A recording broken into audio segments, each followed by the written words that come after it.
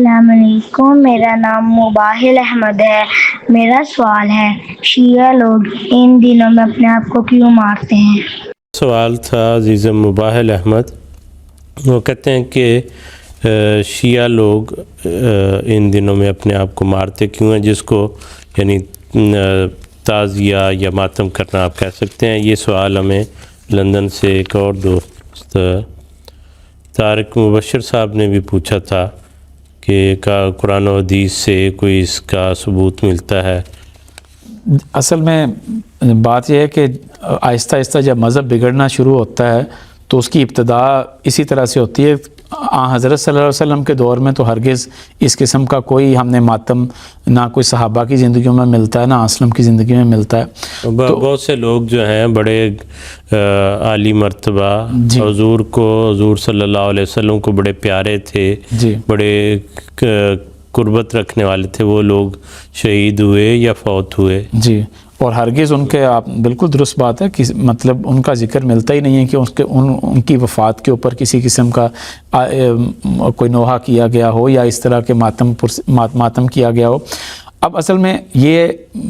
رسم اس رنگ میں بن چکی ہے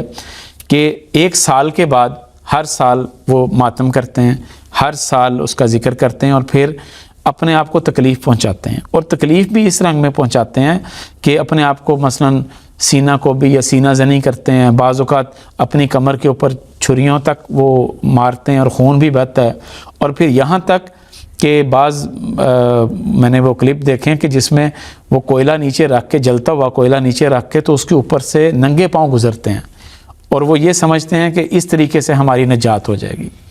تو نظریہ پیچھے یہ ہے کہ سارا سال بے شک نیکیاں وغیرہ نہ کریں، لیکن اگر سال میں ایک دو دن ہم اپنے آپ کو تکلیف دے لیتے ہیں اور اس طرح ماتم کر لیتے ہیں تو گویا یہ ہماری جو محبت ہے، یہ محبت ہمیں جنت میں داخل کر دے گی، یہ محبت ہمیں نجات دلا دے گی۔ اس میں کوئی شک نہیں کہ محبت اہل بیت سے ہم بھی رکھتے ہیں، اور جیسا کہ شروع میں آپ نے وہ حضرت مسیح علیہ السلام کا جو شعر تھا کہ جان و دلم فدائے جمال محمد است، خاکم نثار کوچا یا آل محمد است، تو جس میں کوئی شک نہیں ہماری محبت بھی بہت، ہمیں بھی بہت تکلیف ہے۔ لیکن حضرت مسیح علیہ السلام نے ایک جگہ یہ فرمایا کہ حضرت امام حسین رضی اللہ تعالیٰ عنہ کا نمونہ اختیار کیا جائے، جس طرح انہوں نے شجاعت دکھائی، جس طرح انہوں نے بہادری دکھائی، جس طرح انہوں نے وفاداری دکھائی، اس نمونے کو زندہ کرنا ہمارا کام ہے، نہ کہ صرف اس موقع پر اب ماتم کر لینا یہ کافی ہے، یا جسمانی طور پہ تکلیف دے لینا اپنے آپ کو اور تعزیہ کر لینا یہ کافی نہیں ہے۔ اب دیکھیں قرآن کریم ایسے موقع پہ کیا فرماتا ہے، کیا اسلم کو کوئی تکلیف نہیں پہنچی؟ اسلم کے ہاتھوں میں آپ کے جو بیٹے تھے حضرت ابراہیم علیہ السلام، ان کی وفات ہوتی ہے تو اسلم کی آنکھوں سے آنسو جاری ہو جاتے ہیں،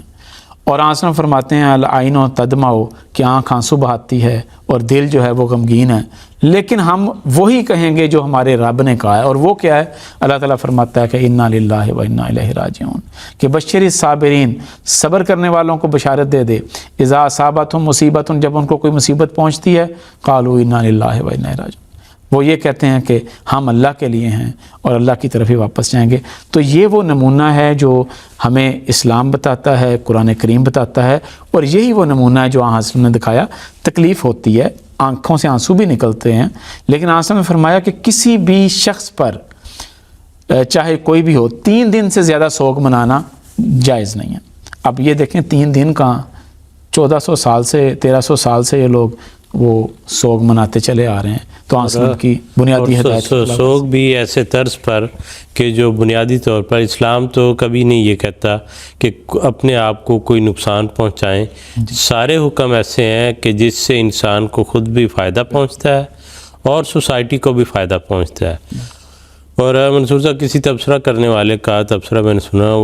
مثلا ایک غیر مسلم آدمی ہے،